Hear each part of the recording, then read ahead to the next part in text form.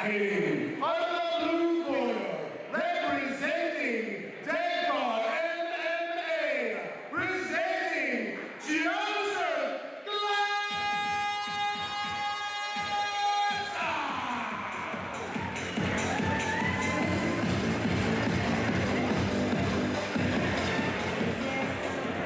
Introducing his opponent, fighting out of the red corner, representing DecGar, presenting Dean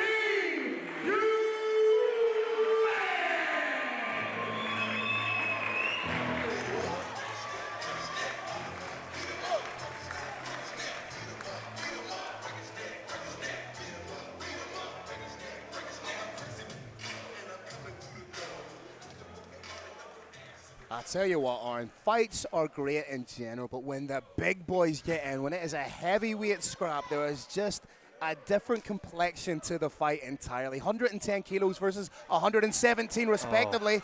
Big Dean Hewitt getting a shot off, another shot off.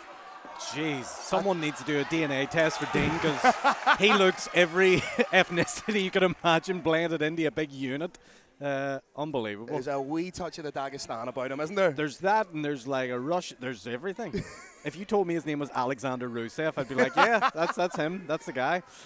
Here he is in top control right now. I'll tell you what, Joseph Glass took two big shots at the beginning of that round, showing that his chin is not made of his namesake. Outstanding work. Big Dean Hewitt in top position right now. Again, novice bout, so ground and pound to the body only.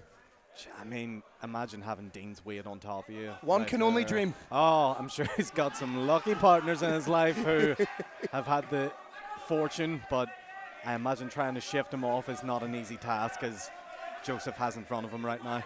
Beautiful pass into side control. Needs to be wary, control the shots. Aaron Wallace, the only man that you would put in the ring, or sorry, in the cage for this type of fight.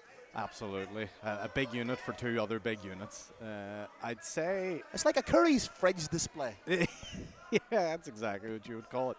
I mean, if you're Dean right now, he's obviously utilising that weight advantage that he has in that size, and this is probably a good thing to do, you know, tire his opponent out a little bit, wear on him, you know, fatigue him slightly without having to do too much work. Well, this is where I have a slight issue with the heavyweight division. It's such a jump from 205, 93 kilos, up to 120. There's so much of a disparity in there. That's why I would always advocate for the likes of the installation of a cruiserweight division. Absolutely. They could absolutely add another weight class in between that. I like what I'm seeing from Joseph on the bottom. The guard is open. He's trying to make stuff happen. Yeah.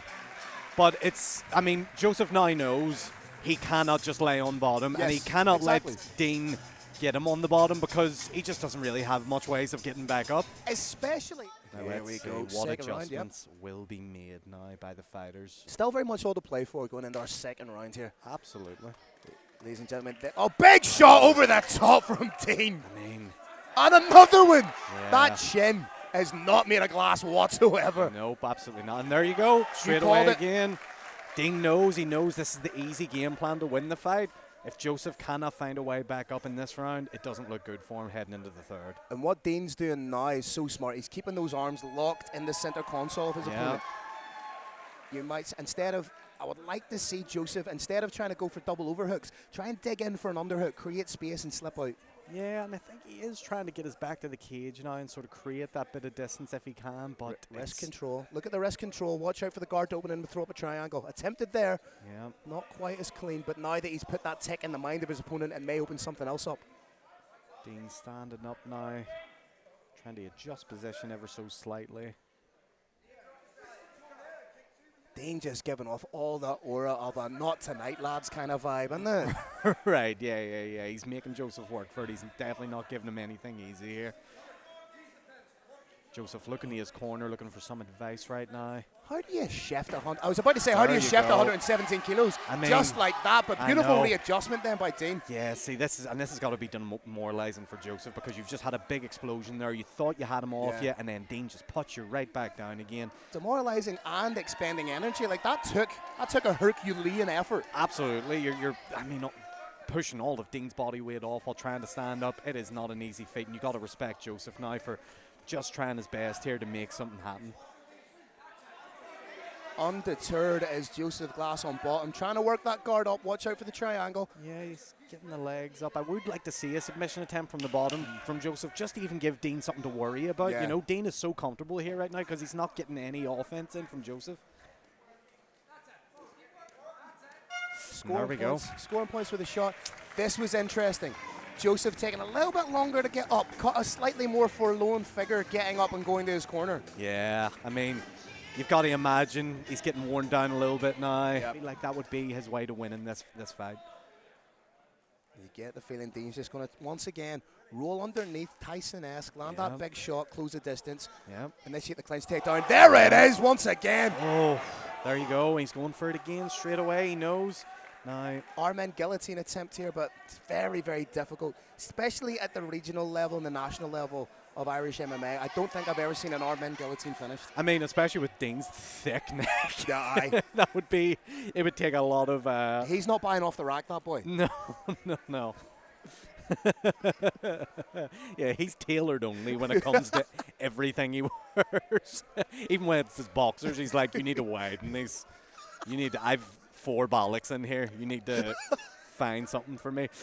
Dean again, just going back to the same plan as round 1 and 2, just laying on top of him. And why would he change it, Phil? Because it's been working for him for both rounds. He doesn't need to 100%. He doesn't need to gamble. He doesn't need to take a risk. He doesn't need to keep it stand on the feet. He just literally sticks to the game plan, does what his coaches tell him. I think the nose of Joseph might be busted. It could be, you know, Look there at- might have been There's some... a grimace there, and there's a little bit of blood in his eye. Yeah, you can see a redness there on the nose for sure. Now you mention it, I'm just seeing that. Yeah. Look at the nose. He's got a nose on him like a Picasso. I can't remember if that was at the start of the fight or if this has happened throughout the course of the fight. I feel like it might have just happened in this round, if I'm being honest. Just in It that could have last been that big exchange. shot over the top line. Yeah.